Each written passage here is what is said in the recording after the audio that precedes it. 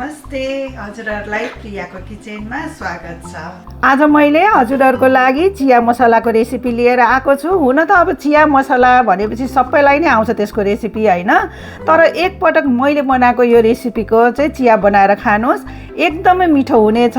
अब बनाउन सुरु गरौँ है। चिया मसलाको लागि मैले मेथी लिएको छु, तेजपात पनि लिएको छु एउटा, अदुवाको पाउडर लिएको छु। यो पाउडर छैन भने हजुरहरूले सोठ राख्नु भए पनि हुन्छ। र जाइफल पनि मैले एउटाको आधा लिएको छु। यो धेरै राख्नु हुँदैन, तर एकदमै मिठो यसले टेस्ट दिन्छ। त्यस्तै गरी यहाँ सोप पनि मैले लिएको छु, अलि बढी लिएको छु सोप चाहिँ। दालचिनी मैले ठिक्क लिएको छु। अब आफूहरूलाई कुन चिजको चाहिँ यो मसलाहरूको चाहिँ फ्लेभर मिठो लाग्छ त्यही चाहिँ बढी लिने हो। मरिच पनि मैले ठिक्क लिएको छु, अब धेरै राख्यो भने यो पिरो हुन्छ। अनि त्यस्तै गरेर यो ब्ल्याक कार्डमम पनि लिएको छु, यो 4वटा मात्रै लिएको छु।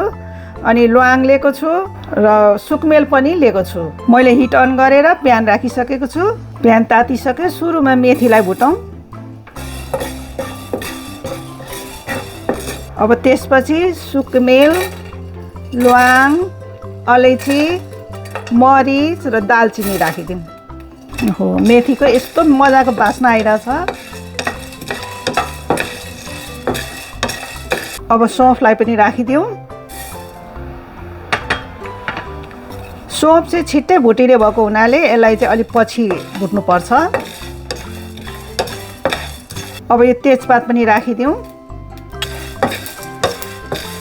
अब यो जाइफललाई मैले यो धुलो गरेर राखेको छु, यसलाई पनि राखिदिउँ। ओहो, मसलाको यस्तो मजाको बास्ना आएको छ। हजुरहरूले मलाई सब्सक्राइब पनि गरिदिनु होला, भिडियो मात्रै नहेर्नु, सब्सक्राइब पनि गरिदिनु, साथसाथै लाइक कमेन्ट गर्नुको साथै बेल आइकनलाई पनि दबाउनु होला।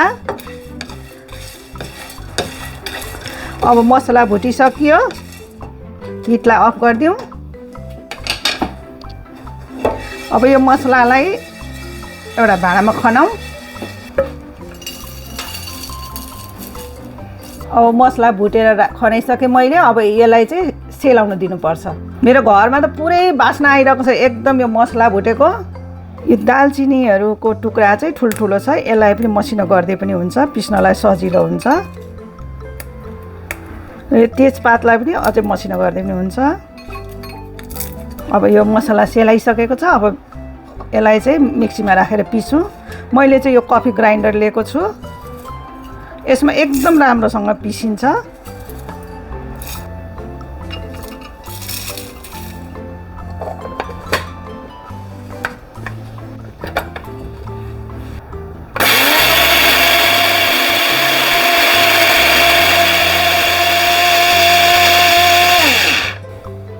अब खोलेर हेर्नु कतिको मसिनो भयो।